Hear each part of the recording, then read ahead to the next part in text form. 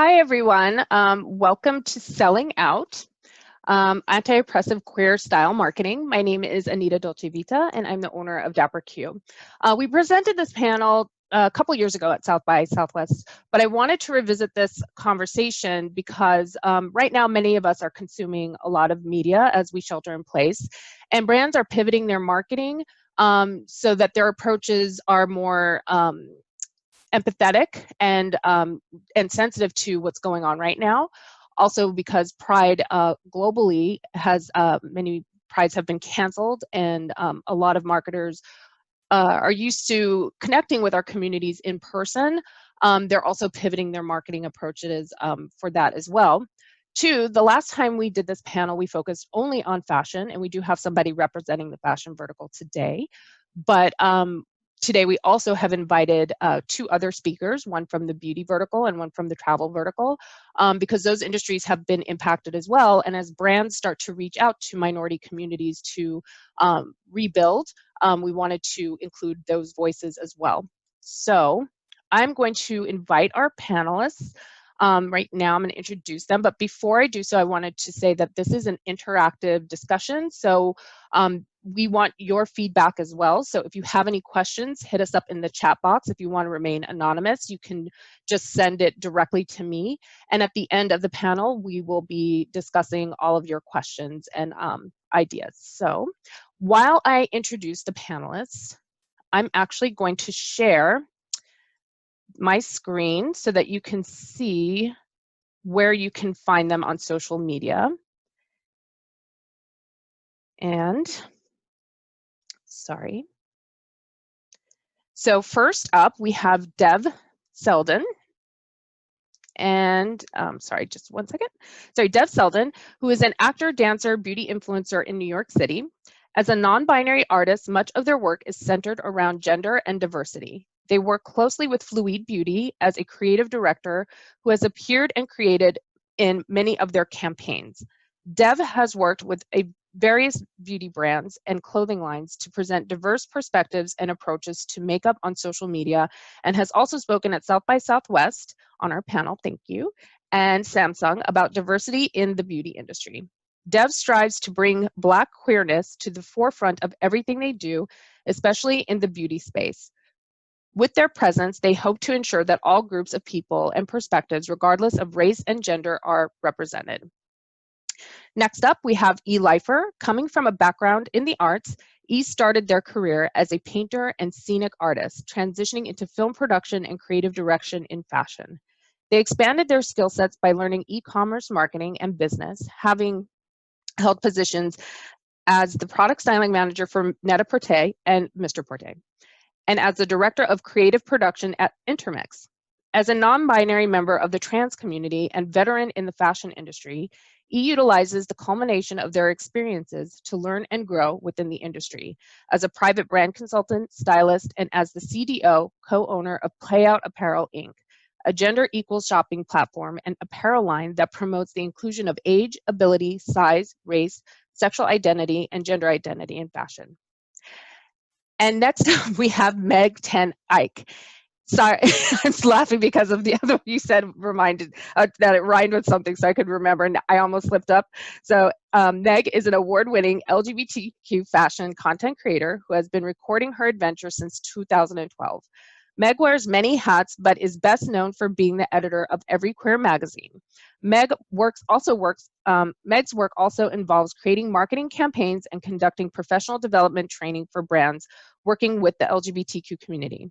Meg has been cited in 2 consecutive UN WTO reports on LGBTQ tourism and in the ETC's report as leading experts in LGBTQ tourism.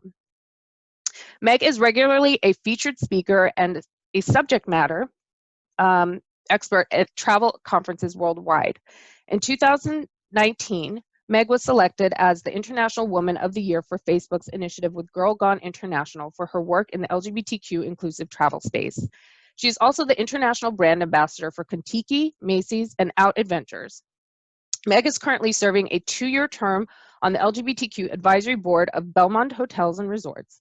Since starting her first website in 2012, Meg has visited 60+ countries, spoken at LGBTQ conferences on 4 continents, published her first book, appeared on red carpets, and had her content read by more than 2 million people.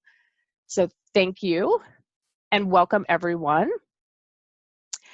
So the first thing I wanted to talk about is in marketing, activism seems to be the new black, but is it helping our communities? So a couple of years ago, The Guardian published a piece, "Sex doesn't sell anymore, activism does, and don't the big brands know it?" And I want to quote something from you because this movement towards authenticity and empathy started before the current global health crisis.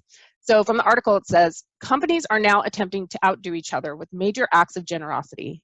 But there's a catch. They'll do good as long as they can make sure their customers know about it. It's difficult to separate the fact that while these brands are showcasing pedigree social responsibility, ultimately they are helping refugees because it sells milky lattes and cheap holiday accommodation. They can see that allocating their marketing budget to a good cause has better reach than spending that money elsewhere right now." So to all of the panelists, and I'll start with you, Dev. What has been the most empowering campaign, both for yourself and for the LGBT communities that you've participated in, and what made it so effective? Great question, Anita. Thank you so much. I think probably just because I'm currently kind of in it, I'm going to talk about the creative directing I've been doing with Fluid. And most recently, we, in a response to COVID-19, developed a whole campaign around working with local drag artists to both give back to them and promote a product that we were already working on. So kind of just being in the moment and wanting to really support our local Brooklyn community, we were tasked with working with 4 different artists who were from all different races, ethnicities, and gender expressions. And so I think what Fluid does really well is that we really make a point to be authentic and work with people that really are a part of our community. The people that follow our community are reflected in our campaigns. And so I was really proud of that campaign just because it was a kind of project that you could really see the work reflected in the artists. So we developed it around these drag artists, and then we culminated it in a show that resulted in tips being given to the artists.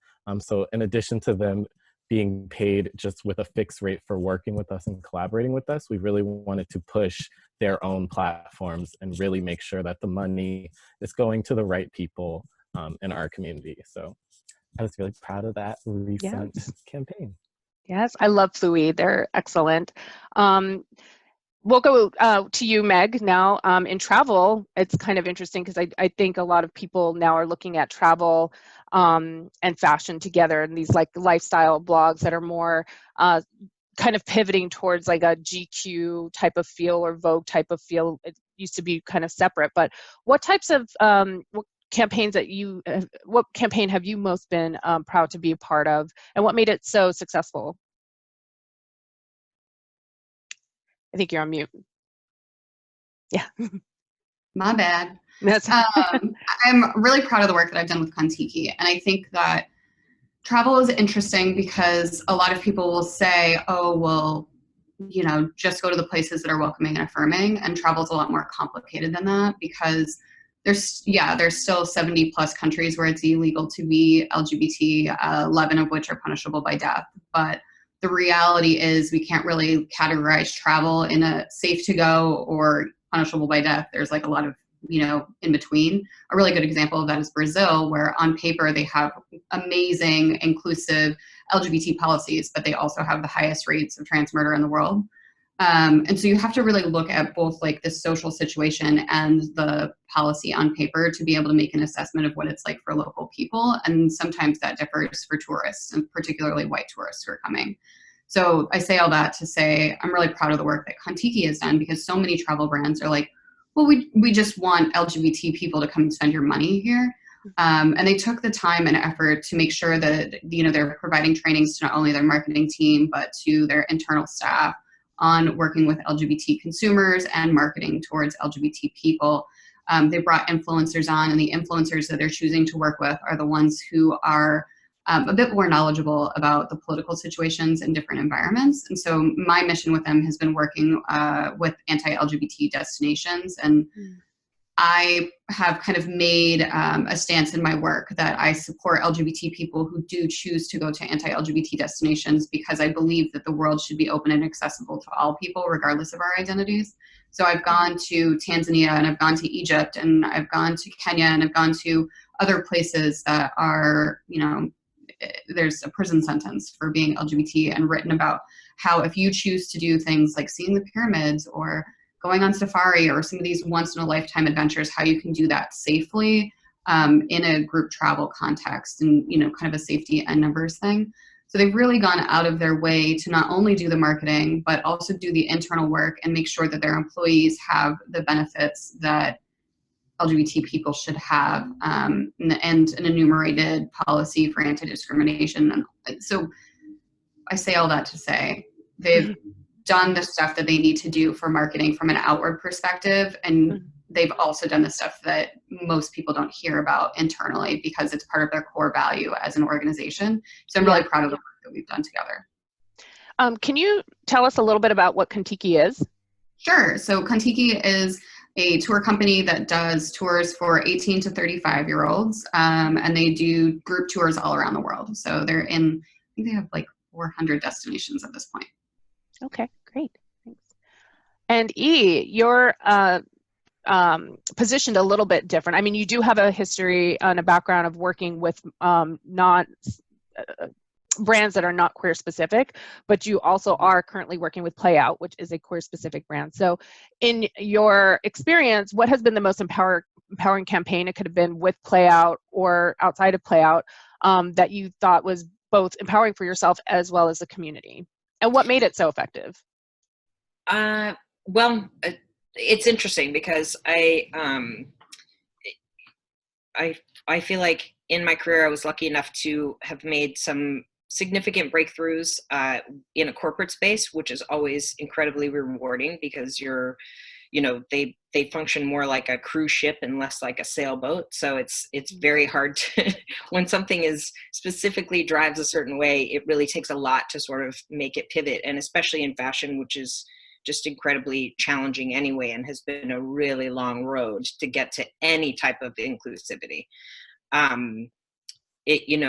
Everybody sort of falling suit. As far as campaigns, everything I get to do with Play Out is, it's not just community affirming, but it's just life affirming for myself as a queer person, and to have the privilege of working with a company that's entire DNA is built on broad representation, and just putting as many different types of people out there in the world, because representation is everything. If even one person somewhere remotely sees the reflection of themselves, they know that there's possibility. And so anytime we can do that in any way is what we're constantly after. But it is interesting, this conversation, the question you posed about larger companies, and I'm sure I've said it before in public, but I'll say it again. I don't think you're ever going to really get your message across in an authentic way if you're not true about it in your corporate culture. Yes. If you are not creating a place for people to work safely and feel appreciated inside that organization, I don't care what you put out, it's just not going to be authentic. It's not going to be true. And a lot of companies have transparency into that. Intermix was actually owned by Gap Inc., which I've worked for a lot of corporations, and I'll say that they're one of the best as far as how they treat their people. They were one of the first huge, like multi-billion-dollar corporations to have partnership insurance and things before marriage was legal. They really did a good job of it. However, that said, there are so many huge corporations that sell one thing, and then when you talk to people who actually work for them, or you look at their Glassdoor reviews, or you look at the behind the scenes, or as soon as someone, is maybe no longer working there, they'll write an article or they'll do something on LinkedIn where they kind of blow the lid off of that because they have experienced discrimination either personally or with someone else. There's a lot of large corporations that are doing, queer advertising and just subtly moving towards that don't even have like internal queer organizations to support their own employees. So Yeah. I think if you're not doing one, maybe just don't even bother doing the other. Right. No, I completely agree with you. I have experience firsthand, dapperQ very heavily vets who we work with. And I've had an experience where somebody, I was working with a brand who said that they didn't understand why brands went why did they go so hard for Pride? And I was like, so you're willing to sell the product, but you don't really understand why the visibility is so important, why the inclusion is so important, the intersectionality of it. And you know what, you do go hard for Pride and then you pack up and you go home. So I think that is a really important point that you're making there. On the topic of vetting, I'd like to ask Meg, because you brought this up a little bit. How do you vet brands and destinations based on their social justice and LGBTQ policies? I think this is something that comes up a lot in travel, because some people are like, I boycott any place that doesn't have, progressive LGBTQ policies or protections. I think that's easy for some people to say because they don't have to either travel to see their families in such places. They don't, like my partner, for example, is from Sarajevo. We go to Bosnia every year. Bosnia does not have a lot of LGBTQ protections. And likewise with the United States, people look at it as visiting the country, and they're happy to visit New York and they're happy to visit LA, but not recognizing that more than half of the country, you can be fired just for being queer. Right. So how do you vet the destinations and brands? And even in a tough situation, how do you work with these brands and destinations to see the value in being more inclusive and diverse? Well, I think I definitely use a different set of standards based off of whether it's a destination or whether it's a brand. And for destinations, keeping it real, as an American, I've never, ever in my life been more aware that the government is not always indicative of the people than I am in Trump's America. So yeah. I try to keep that real in destinations around the world, that the people and their government are often not aligned. And I think that when we're talking about tourism is often one of the biggest income drivers in a lot of destinations, and bringing tourism empowers people, builds economy, builds jobs for local people. And so I really try to keep that in mind. That being said, there are destinations where, I'm not going to be promoting North Korea anytime soon. And I've kind of made that stance based off of human rights violations and dictatorships going on in different countries. It's the same with Saudi Arabia. A lot of travel influencers before COVID were promoting Saudi Arabia as a tourism destination, which is just not something that I'm comfortable with based off of human rights violations. So for me, it's, trying to look at the politics of the situation that are there, and I said before, like, I promoted Egypt and I promoted travel to Egypt, and I think it's a beautiful, wonderful country. I don't necessarily agree with all their political stances, but it's about kind of taking the good and the bad and really, outweighing, like, what would the benefit be to the community to be able to go there. And I think in a destination like Egypt that has such rich and beautiful and incredible history, as well as the impacts of the Arab Spring that still last until today, what we can do with our, buying power as tourists from Western nations really impacts that country in a positive way. So there's not really I don't have like a rubric for grading destinations, but I try to be open-minded. I try to listen to the people from the destination, and try to do a lot of work around queer people who are locals and not just queer people who are tourists. Mm-hmm. In terms of corporate responsibility, I almost hold brands to a higher standard than I do destinations. I do 100% hold brands to a higher standard. And I think that when we are not putting our money where our mouth is, we're not supporting our policies internally, when we're not walking the walk and talking the talk, when we're only doing things at Pride, that's when, I'm sorry, but I'm not going to work with you. And have been asked by Walmart probably 20 times in the last 6 years to do work with them, and I won't do it. I won't do it because they don't align with my values. They don't align with queer values. And I know that, they're they realize they're behind the curve on LGBT issues. And so they want like a pretty white femme girl to be like their spokesperson so that they can back off the fucking, so that they can,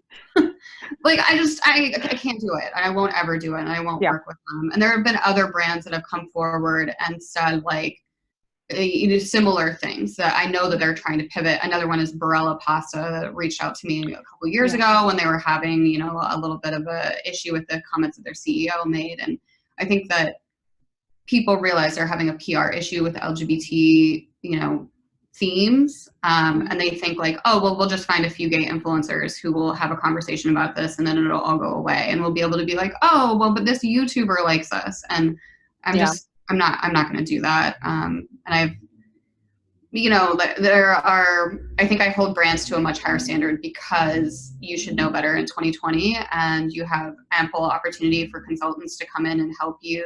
You can ask the community, you can use social media as a focus group. There's no excuse for it. Yeah, absolutely. And I'm glad that you brought up, Trump and how it impacts our communities, but also from a marketing perspective, because I was asked to speak for a company, and they asked to vet my slides first, and they wanted me to talk about queer style, and I had a slide up that said, Trump was advocating for the Supreme Court to hold up or to favor inside of the employers in the SCOTUS case that want to be able to fire queer people just based on their appearance. And I said, how you cannot separate those two. And their stance was kind of like, well, we're neutral because we believe that every political idea as an opinion holds equal weight. And, in fact, it doesn't. It doesn't. In our cases, it is our lives. And so I fought really hard to keep that slide in there. And they eventually allowed it, but I won't have a conversation without talking about the politics of our bodies. So, thank you for sharing that. In 2020, being neutral is a political opinion. Right. Exactly. Thank you. Exactly. Right. I appreciate that. Thank you for that. And Dev, I wanted to talk to you because we had a really great conversation at South by where you're working for Fluid, and Fluid is coming out of the gate as a gender neutral beauty company, where some brands are coming out doing smaller campaigns that are kind of tolerant or accepting, or just to try to reach out to our community without doing the real work of breaking down those binaries. So I wanted to know, how do you vet your brands based on their social justice and LGBTQ policies? So I think for me, also just being a person of color, like I can't really separate the LGBT and the race aspect. So for me, the first time I look at any brand that is interested in me, I go to their Instagram. And if I don't see people like me, if I don't see any people of color, if I don't see any non-binary trans people, then there's an issue. There's a conversation that needs to be had from the jump. It doesn't mean I won't work with them, but I'm always interested as to why I only see skinny white girls on a timeline, and then for some reason you want to send me product. So then, because I think a lot of times in the beauty world, they will work with you, but they don't want to showcase you. Like, you won't end up on the timeline, you won't be shared, you won't really get the same benefits of working with that brand as you would with another brand. And so for me, I think honestly, I really try predominantly to work with indie queer focused brands, but I know that is like not a reality for a lot of influencers do want to work with these huge brands, and I do with some, but yeah, really for me, I look at what they've done in the past. Are they only doing something during Pride? What are their campaigns going to beyond? Like, what charities are they supporting? Because I think a lot of times you slap a rainbow on your packaging, but you aren't really doing the research of like really working with organizations that are rooted in our community, that are benefiting our community. And so I really try to hold them accountable just to be inclusive across the board. And yeah, I don't do any sort of work that feels not true to my brand and true to who I am, which is a queer person of color who wants to make sure everyone feels included. Yeah. No, I'm glad that you mentioned that too, because oftentimes people, I think social media has fundamentally shifted and changed the way that marketers reach out to people, right? They would never feature people who look like us. And so social media allowed us to be the creative directors of our own brands, and we have a loyal following. So they're willing sometimes to send us product to open it up and do this grand reveal to make those connections with the followers that we built, right? And the loyal audience that we've built. But then you'll never actually see the people who are, unboxing something on their actual website. It's still the same models. It's still, Yeah, and like I hate saying brand names, but call it ColourPop, ColourPop right now, who I have worked with and I do have a great relationship. They're really being held accountable right now, especially on Twitter, with the Black community, because until probably 2 weeks ago, you haven't been seeing them post anyone that's beyond like a caramel shade of skin tone. And so like the Black beauty community and especially Black beauty boys have been pushing this hashtag of Black color pop me. And since then, ColourPop has started to post more people of color. And I think for me, my question is, so you've known about all of these amazing influencers and amazing creators, you've had their pictures, but you just haven't been posting them until we as a community have to push. And so that is kind of where my catch-22 is like, I can't just be like, no, I'm not going to work with any of these brands, because these are huge brands that you do want to hold accountable and do want to make these changes so that we don't have to go viral on Twitter for like cursing out ColourPop and like pushing them to do something. So that is kind of like when I am vetting, that is that place of like, is this brand just like ridiculous, or should we really be just like holding them accountable? And yeah, I will accept your product and post, but we're going to have a conversation about that. Yeah. So in combination of what you're saying right now in terms of like actual real visibility and what E had mentioned earlier about who this visibility benefits, I have this question. I'll start with you, E. Do you feel that the visibility that the LGBT community receives from brands who are only interested in really using our bodies to profit outweighs the ethical dilemmas about using our bodies and experiences to sell products that often generate obscene salaries for white cis straight men, but none of that money goes back to the community at all? Yeah, I mean, it's always hard. It's that I get this, every year at Pride too, I have this huge swelling of thought around, that conundrum of, on the one hand, we don't want to engage and participate in BS and in somebody else's agenda, etc. But in the bigger picture, the larger scale of things, from the 50,000 foot view, do we sort of have to accept some of that because of the ability to create normalization? If the states and the areas that are the most secluded and closeted and inaccessible, if they only see Target ads and American Express ads, and if that actually will make an impression on them, then it's really important to try to get those huge names. I don't shun somebody just because it's a big name or feel like they're the enemy. The whole point is that if we don't get like middle-aged white cis men on board for this, it's not going to change. Like, a lot of the conversations I have as a consultant are really uncomfortable, and they're with a bunch of guys in a room, sometimes a lot of like finance bros, and just trying to get them to talk about these subjects and not be afraid of them, but also not come to it as a position of just leverage or we're making an exchange, like you're we're gonna pay you, but we want you to give up your authenticity, and we want you to we want you to compromise yourself for this. And it really is this irritating balance. And I think it's a case by case basis. But again, like Dev said, I think it's about having a conversation. It's making sure that they don't go unchecked. It's when they reach out, are we going to actually talk about it? Are we going to talk about it in a really direct, straightforward way and lay it on the table? Because, you know, I'd rather do that and maybe have the relationship not go forward than to just do it for the sake of the relationship and feel compromised, have my community feel compromised, etc. But it's really treacherous waters a lot of the time. Treacherous. Yeah, absolutely.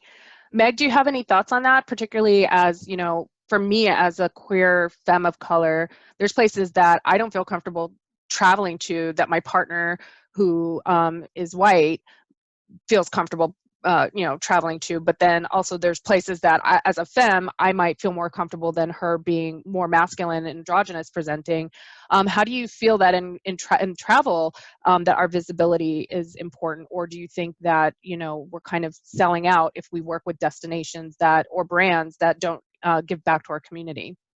Well, I think that in travel, things are more complicated because, you know, we're coming from wherever our home country is and going to another place where they have different cultural norms and they have different rules and different expectations based off of your different identities. A really great example, I went with my ex-wife who is super gender non-conforming and androgynous to Turkey. And, you know, people go to Istanbul because they want to see the mosques, right? So Right. of course we wanted to see the mosques.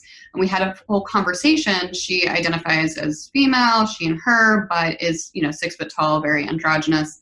And we were debating whether we would cover our hair going into the mosque.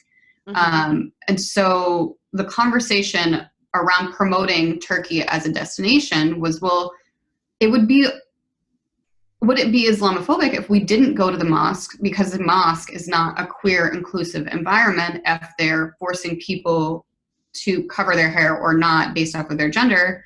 But then we were like, it's more complicated than that, because if you go and I cover my hair and that's representative of my, you know, gender expression, is that speaking to misogyny? And if she goes and she doesn't, is she being disrespectful of cultural norms?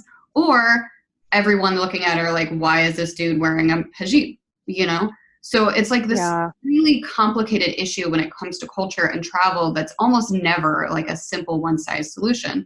So what we decided to do is, you know, we're going to go to the mosque. We're going to learn about Islamic culture. We're going to learn about the cultural and historical value of the different parts of Istanbul. We're going to promote that. I covered my hair because I wanted to be respectful of the culture and the norms that were happening there. And she chose not to because she didn't want to, one, potentially put herself in danger in a country where LGBT history is wildly iffy. And two, she didn't want to take the focus away from what we were experiencing and that culture and put it on herself as a white tourist. And I felt like at the time we made the best choice in order to, that we could in that situation. Destinations are culture, destinations, country, like we come with so much baggage. And when we travel with our identities, those identities also carry baggage that may or may not be relevant to the country that we're visiting. And I think that's, America is very diverse, whereas some countries, like I lived in South Korea for a little over a year, are not as diverse. You know, less than 1% of the population of South Korea are not Korean, and the vast majority of that 1% are from other Asian countries. So their exposure to other forms of diversity, particularly in terms of race and ethnicity and religion, are very much, I saw it in a movie one time. And so you kind of have to go to these destinations with more patience and understanding that that experience and that exposure is very different based off of the culture that you're going to. So it's not really a one, I don't know, that was a very roundabout way to answer your question. No, I mean, I think travel is very unique in terms of marketing for our communities because, you know, as I mentioned, even traveling throughout the United States, my partner and I have very different fears and very different experiences. You know, there's certain parts where my color, the color of my skin, my race is going to be an issue. There's some parts of the country where, you know, the way that she presents more androgynous or masculine. Same thing when we go to Bosnia in her region, she's a refugee. She's a minority in her country, but here she's the majority. So when we go to her country, it's kind of like when we're traveling through different parts, she may not feel comfortable for her background. She may not feel comfortable because we're queer. People sometimes are staring at me because they've never seen a Black person before, except for, in sports or on TV. So they're like, who is she? What is she doing here? So, so that's interesting. So thank you for sharing that perspective. And so also Dev too, just going back in terms of beauty too is very, very visible in terms of like all of our different identities. And now everybody wants a piece of that, pink dollar, of that rainbow. So do you feel that some of the visibility that we're getting now from mainstream brands is outweighs some of the costs and dilemmas about some of the people who are benefiting it from us purchasing their products higher up? Like, as E had mentioned, a lot of these companies on the inside, the further higher up you go in executive leadership into CEO level, even in beauty, it's white, cis, heterosexual men, even though most of the people buying the products are not those people. So what do you feel that our visibility outweighs the negative there? Yeah, that's a really hard question. I think because like for me, growing up, I did not know that I could wear makeup. I did not know that beauty was something for me. So for me, it's so personal that I think everyone should be in these campaigns and should be included and should be pushed out, because beauty is such an industry where what you see is kind of how you interpret it. Like if you don't ever see a Black non-binary person on a billboard wearing lipstick, then at least for me, I didn't think like, oh, I literally didn't think I could wear these things, or I didn't think these were for me, even though I had desires for them. So I do think that it is important that these big brands who have these large platforms do offer these opportunities to queer people, and that we accept it. But I do think that we should be asking the right questions, and we should be compensated for our work. I think one of the issues isn't that you're a large brand working with wanting to take a piece of the pie of pride or the LGBT community. I think the issue is that you're not paying them, or you're not giving them the same, you're not setting them up for success. Like, oh, if you give me some PR and tell me to post about a picture, but you're not helping me on my end, then no, the brand they're going to say it didn't work. But then you work with, like, I'm not going to name names, but these big, large influencers, and you do a whole 2-month rollout with YouTube videos, and you set these people up for success, and then you give scraps to these marginalized communities and then expect them to succeed. So I think it's important that if you are a major brand, that you're putting your budget towards these people, that you're setting them up for success, that you're collaborating with them in ways that they can create a campaign or a process that will succeed. And that does take a lot of work and a lot of conversations, but I think it's important. If you can't do that, then don't work with us. And I do think it's also up to us to hold these people accountable, and to make sure, and to not accept like a low rate or just the bare minimum. So it is kind of two sides of the coin. And then it's also, I think, like a lot of times during Pride and those sort of things, these communities go for like the low hanging fruit. Like you want to work with the ballroom community, or you want to work with drag queens, but there's so much more to the queer community than those groups. And when you do work with, say, like the ballroom community, you're not really telling their stories. You're just doing like a dip and a spin, but you're not telling people the history of where these things come from. And so I think it's so important that if you are going to work with these cultures and these communities, much like with travel, that you really are doing your research and learning about these people and how to best represent them and push them out. So it's like, do your work if you want to work with these people, and don't just do it in June. And I like a lot of what you said today, and also what you said at South by, talking about the ball culture. I worked with somebody once, and I said I was going to the latex ball, and they said, "What's that?" And I said, kind of shorthand, I was like, it's like voguing. And they were like, oh, like Madonna. And I was like, no, like that's not at all like where it came from. But like they Right. were really like, wanting to market. And I'm like, you don't even understand the history. But also I think what's a problem, and maybe you could speak a little bit more to this, is that when we spoke at South by, there was somebody in the audience from a major company and they wanted to roll out a gender neutral hair product. There were all sorts of inherent problems off the bat because they weren't even thinking about gender neutral, but they weren't thinking intersectionally, like what about people with different hair textures and hair care needs? But your answer was short and powerful to the point.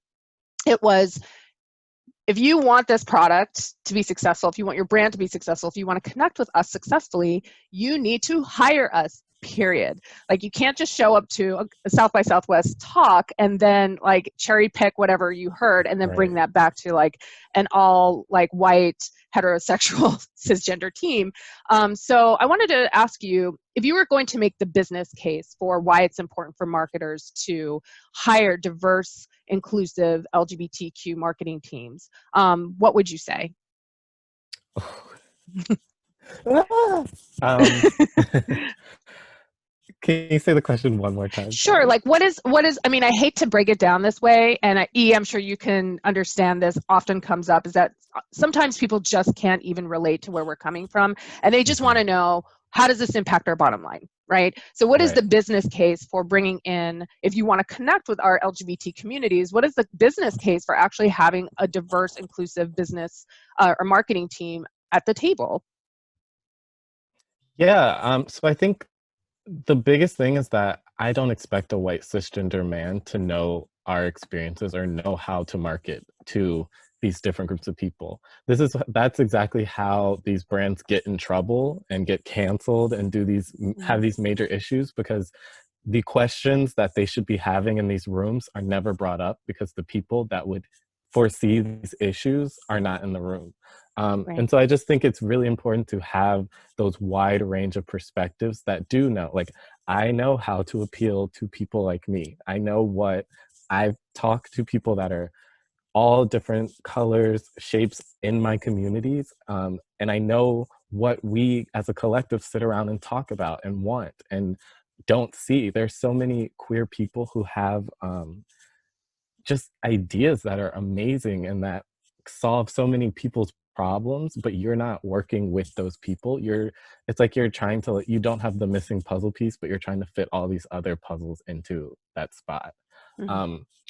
So I mean, I think it's the same reason you should work with Black women or any other marginalized group. If you're trying to make a product that is supposed to appeal to those people, why would you not include them in the conversation in the room? Because Mm-hmm. you don't know the answer. And so I think there's a sense of ego that gets caught in and becomes an issue in those conversations, that Mm-hmm. because even I've been in rooms where I am being asked questions and then it's like, no, that's not right. And I'm like, Mm-hmm. Yeah. huh? Yeah. Like, and so, yeah, I think there's just it's important to give those people the platform and listen to them, Yeah. because you will get your I told you so moment, and I will be the first Mm-hmm. one to do it. I'm really glad that you added that piece of not just bringing people in just for the numbers, but to actually listen, because that fragility is still there. And a lot of brands, when you bring somebody in and you tell them, like, these are all the different ways that you're missing the mark or where there's opportunity, they're still kind of like almost as if you're attacking them personally. Yeah, because a Yeah. lot of times it's like, oh, we want to do a rainbow shirt. And you're like, how is that Yeah. benefiting anyone at Yeah. all? And Who then hasn't done a rainbow shirt? yeah, and then it's like that brand is offended because they put all this money into this big campaign that you're like, that isn't a good idea. Yeah. Um, but you could avoid that by bringing these people in the beginning of a conversation, Mm-hmm. brainstorming with them, focus groups, um, having focus groups and think tanks and those sort of things. Because like I've Yeah. worked with like Adidas women, because I wear a lot of I'm a fitness instructor as well. I don't typically wear men's fitness clothing. Mm-hmm. And so getting to them, they actually, like, the people who were creating the clothes were like, oh, like, this doesn't necessarily fit you in the way you'd want, or how would Mm-hmm. you piece these together? And it wasn't even like I was this big consultant. It was, I wear these are clothes that I tried to make work for me, and now you're asking me, how would it inherently actually work for you? And Right. for me, now I'm like, okay, now I want to shop at Adidas. And now Yeah. I want to tell people to work more with Adidas, because they're talking to us at the beginning of their process, and they're making sure that I feel included and I wasn't the only person like me in the room. And I just thought, yeah, those are really the ways. You don't necessarily have to hire this, you should have queer consultants and stuff, but Mhm. you, at the bare minimum, you should be bringing people in to just try your product or hear your thoughts out and Yeah. just listen. Yeah. So, Meg, I wanted to actually ask you something along the similar line. Is that a couple of years ago, I think on Facebook, I was reading that sometimes you get offered to go on travel groups, the queer travel groups, and do a destination piece. And you were mentioning that sometimes the itineraries and even the swag bags that you get are all geared towards, cis white gay men. And I was wondering, one, is that evolved at all in the past couple of years in the travel industry? And two, what would a really inclusive LGBTQ intersectional travel marketing campaign look like? Sure. So just to give everybody a little bit of background about how being a travel media or a travel influencer person works, it's very different than other kinds of influencers. And part of that reason is because you've always had press trips for travel media. That's not new with influencers. So now, with different verticals, fashion or beauty, or even food influencers, it was kind of a pay to play situation, now as influencers. Whereas before travel, if you only allowed people to write about travel if they could pay for it themselves, you'd be exclusively limited to the experiences of the independently wealthy. And so there's always been this press trip format. And what it is you are invited on these trips for your publication or because of your following as an influencer. And you can be invited by a brand, maybe Hilton, for example, invites you to do an experience with Hilton hotels in a destination. But you can also be invited by the destination themselves. So every city, state, and country has a tourism board. And it's basically like a PR team for a destination. So rather than representing a brand, they're representing a place. Now, they're funded in two different ways. Some are funded by groups of tourism businesses. So maybe like the hotel group or restaurant group puts in money into the pot to go to the PR team, or they're funded by the government. So now there's interesting politics that come into play when you are working for something that's government funded in different parts of the world. It's well known and well documented that if the LGBT community were a country, would have the third largest GDP in the world. There's a lot of buying power in the LGBT community. We're talking billions of dollars. And it's also well documented that LGBT people travel at 6 times the rate. LGBT Americans travel at 6 times the rate of other demographics. So we're basically like the luxury travel marketer's dream. However, there's a lot of misconceptions about which parts of the community are traveling more, where they're traveling to. And I think, personally, I think it's that stereotypes work in favor of a lot of gay men and work against a lot of gay women, and trans people are almost never represented in travel, with the exception of Fort Lauderdale Tourism, who does an absolutely phenomenal job of representing the trans community. And I would say they're the only destination in the world that's doing a good job for trans people. They've gone out of their way they've brought the Southern Comfort Conference, which is a trans conference, to Fort Lauderdale. They use trans models in their advertising campaigns. They funded transgender research and travel. So go to Fort Lauderdale. Anyway, sorry, that was a tangent. But so when we're talking about queer people who are cisgender, the stereotype of gay men is that, oh, you're shirtless on a beach and you flew on your private jet to get there while drinking a glass of champagne. And so people are like, hell yeah, we want that guy to like buy our trip.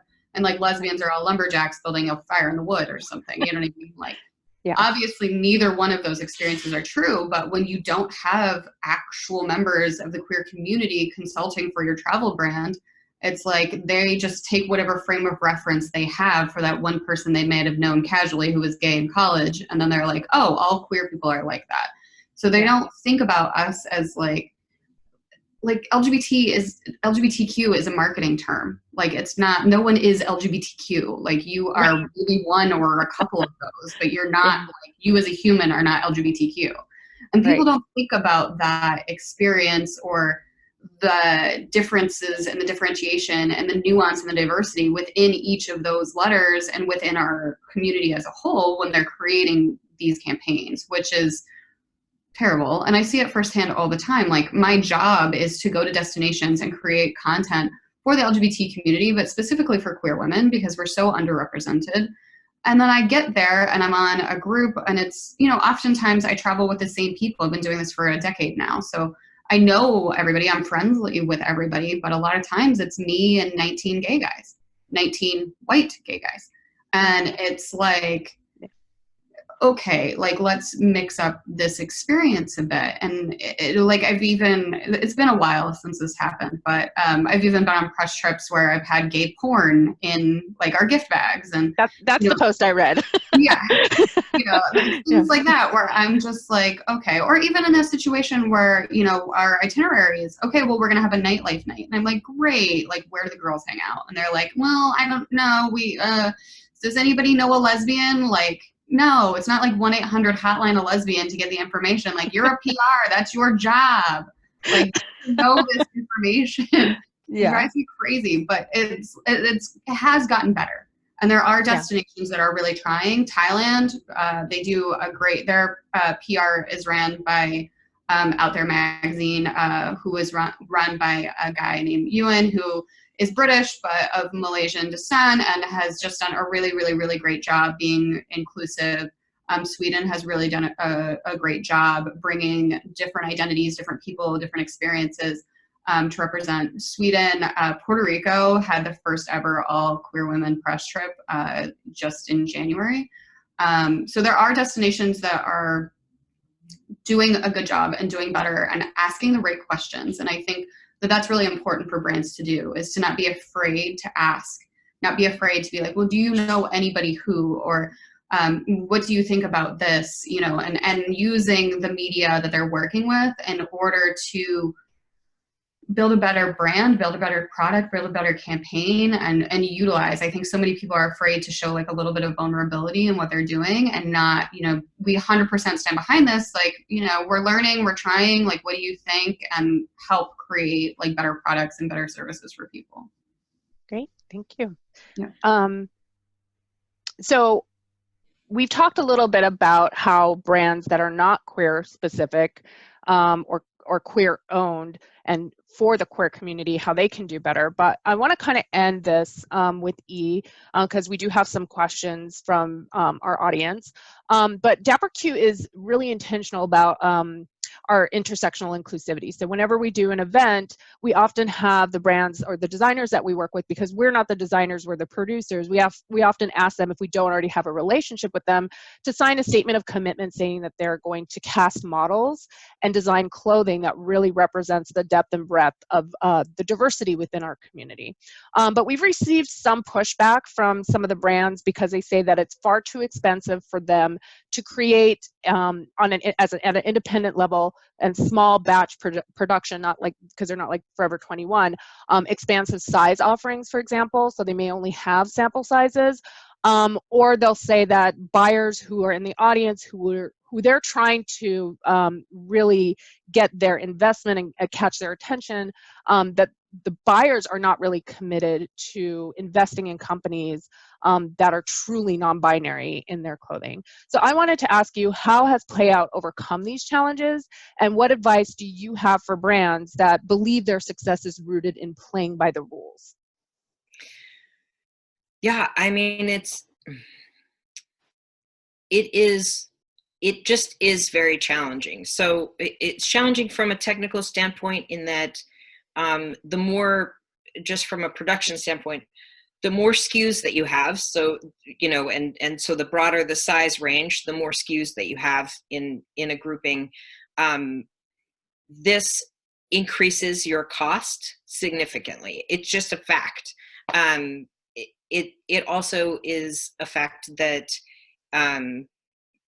when you are going to reach out to a different segment of the population, you are going to have a long-term plan in order to do that. You have to have a strategy. It's not like you can just wake up and be like, actually, you know, what we'd love to do is just go all the way to 5x. Like, let's just do that for everything and it's just done. And because patterns don't grade that way. You can from a mathematical standpoint, but your fit and how it sits on bodies and all of that is going to adjust as you widen the range, right? And for Play Out, we always knew we wanted to do that, but honestly, it is really challenging. For us, it was challenging. We didn't sell anything for months and months when we first had it available, because you have to have this plan. We had to keep reaching out to people, reminding them, telling them, letting them know this is available now, this is available now. But even on top of that, I think a lot of people, especially with extended sizes, have trust issues with brands. They've had bad experiences. So even as a customer, you're hesitant sometimes to pull the trigger and to buy something that you're not already familiar with. Totally understandable. You know, I've been that way myself a lot of the time. But I think if you make the commitment and you're willing to take the hit, because it can be tricky, like it really can take a while, it's worth it. It's one of those things where if that's what you want to do and that's what you want to stand for, you have to just commit to it, and you have to figure out a way to make it work for you and your brand and financially. You will probably have to turn down money. You will have investors saying, well, we'd love to do this, but we don't feel comfortable about this because we've never done this in this space before. And you have to be willing to be like, well, then you're not the right fit for me, honestly. And it's hard because when you are staring in the face of opportunity, you know, a lot of the time people are going to be like, well, you know, I just need to get it out there and then I can do that. And I understand that tactic. But I think now more than ever, you can build it into your brand DNA, into the entire platform of what you're putting out there.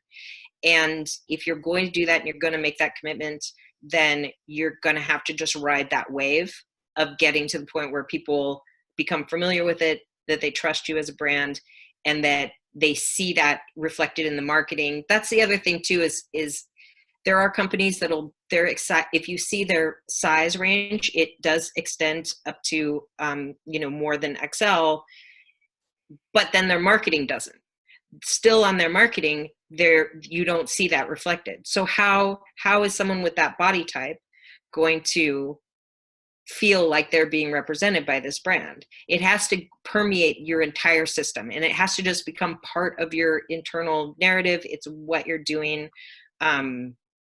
across the board with no exception. Like, it just has to be like, this is a part of what our brand is, and we're going to literally do whatever it takes to be able to provide that for people. It's not easy. It really is not easy, just from a production standpoint, and it's not easy from a fit standpoint. You know, the reason companies go small through large is those are literally the easiest patterns to make. Like, you can have these cookie cutter, like, okay, it's a numbers game. Percentage wise, I'm going to have X amount of people that are going to fit into these categories. And even if it's a little bit big or it's a little bit small, like, one way or the other, they'll settle for it, right? And that's not what you're talking about. When I don't want to just put, fabric on a person. I want them to have something that fits and that they feel like, oh, I love this. This makes me feel amazing. Yeah. Like, I feel like $1 million that I put this on. These underwear, the most comfortable thing I've ever worn. This t-shirt, I want to sleep in this every night and have 2 more that I work out in. Like, whatever it is, it's like, it's about having them having the equally good experience that other people do when they're shopping and when they receive their products and when they wear their products. Yes, absolutely. Well, thank you for that. It is 6 o'clock right now. We do have a few questions. Do you all have a few minutes to answer? Okay, great. Yeah. So we have one that's asking, in light of COVID-19 and virtual pride gatherings, how do you think corporations will interact, approach, capitalize on LGBTQ+ brands, and what are some best practices? there's kind of two different questions in that. So let's start with, what do you think corporations, how do you think they'll interact and approach our communities and brands? I've already started to get a ton of PR nonsense from different people. It's wonderful. Please send me all of your PR nonsense. But I've already started to get a lot of things. And I think that there's a lot of misunderstanding about the way Pride is kind of put together. So big prides like New York and LA they're planned a year in advance. And, you know, when big companies are giving money to those Pride organizations, they're giving them $50,000, $75,000 a year ago in order to pay for the lighting and the stage and all of the things that you need to do to make Pride happen. It's not even profit, but a lot of those have already been paid out to small companies. And so, you know, we're in this really awkward time of like, well, what's going to happen when Pride doesn't happen? Does that mean you got to, you know, give 75 grand back to PepsiCo? Like, are we just saying this is a wash? Like, what's happening? How is this going to work? And honestly, nobody knows. We don't really have a rule book for global pandemic. And I think that what we're doing is we're seeing a lot of brands but also community Pride organizations try to pivot to this digital Pride model. And I think it'll be interesting to see what's going to happen. I think we're going to have a lot of panel discussions like this that are going to be sponsored by brands. I have a feeling that we're going to be doing, you know, a lot of pivoting because even like clothing lines, like Pride lines, they were produced a year ago, you know, and now they've got this product, but nobody to shop it in stores. So there's still going to be influencer campaigns and there's still going to be marketing, but, you know, now is it going to be the, you know, rock your Pride at home vibe? Probably. Yeah. We'll see. Yeah. Yeah. So, so Dev, let's hear from you about the second part of that question. In light of everything that's happening, what would you say are some of the best practices? What are some ways that you think brands can pivot? Ooh. Yeah, I definitely think there needs to be a shift into the digital space. I think the biggest thing for me to respect a brand working during Pride would be that they're working with, you know, the marginalized groups, the community organizations. So anything they're doing, like if you are doing a drag show on live, some portion of that should be going to these organizations that actually help the community. I think that for me is the biggest thing. That's how I can tell if you actually care, is really giving back to the people that need it and the people that are what Pride is about and the people who started Pride, trans women of color. So I think that is the important piece, is really remembering there is no canceling of Pride. And I know personally, I'm going to be taking note of who said, oh, there's no parade now, so I'm not doing anything. That to me, I think is going to be very telling, because it is going to be more work to do an impactful Pride anything in this climate. But I think if people really do it, it does have the potential to be successful. I know for me, I've been reached out about doing like PSA type projects. And I think for what I've been seeing so far, I'm just like, I don't really understand the point of this. Like, you just want me to like say something that may end up on TV or in some ad. So for me, I really want to see brands that are crafting campaigns that really give back to the community and what Pride actually is about. Because Pride is not about wearing a Speedo and dancing on a rooftop. Like, that's fun. I love all of that. But it's really about remembering where we came from and giving back to the people that are really affected in our community. And so that's what I want to see.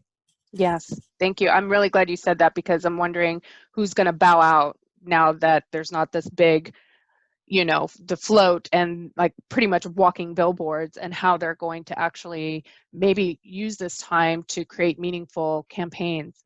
I am interested in your perspective on this, but I do have another question that I think might be relevant to you and your work with Playout.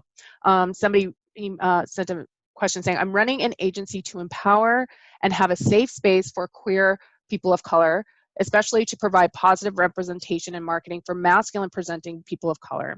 I'm a new entrepreneur. Now, how would I go about it? Yeah, I mean, I think as an agent and in representing people, the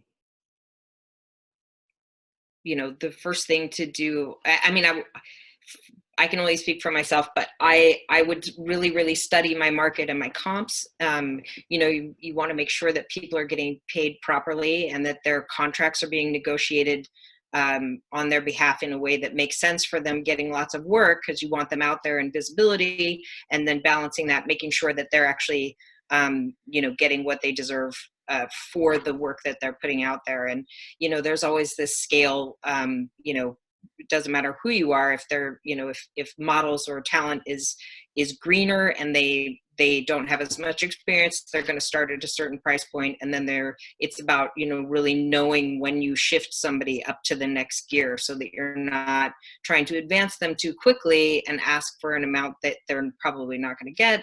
But and then maybe like not having as strong of relationships with certain brands, but it's about sort of just really cleanly navigating the arc of that person's career and making sure that they are going to be guided properly as they move through those stages and their career growth. I think it's really, you got to go out and build relationships with brands yourself, like as a person representing other people. If you can create a strong platform and an association with yourself as the face of that grouping, it's super important to do that in the flesh as best as you can, and to really start networking hard with as many people as you can in as many, different capacities and different businesses that you would want to gear your talent towards. It's so tricky. And I think the biggest thing, I think, especially for having it be geared toward POC, is that is one of the, I mean, that's for anybody, for established agencies, that is already, I think, a very, I mean, it's the most important, because it is the thing that lacks. Like, for some reason, there is a disconnect in this country, both in corporations and marketing. We are diverse. America is the most diverse country in the entire world. That is a reality. That's not like, oh, we're aiming for this, or this is like a thing. That's just it. That is the fact. And it's not represented anywhere. Like, the truth of who we are as a people is not represented in marketing. It's not represented in boardrooms. It's not represented on sales floors. It's just not. I don't know why. I mean, it's constantly one of those things where,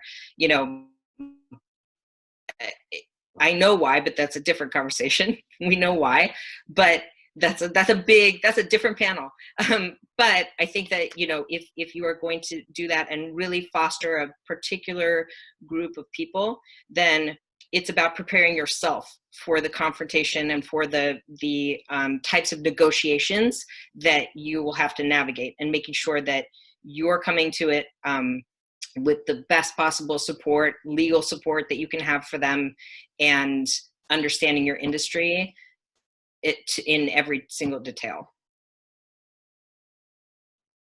Thank you so much.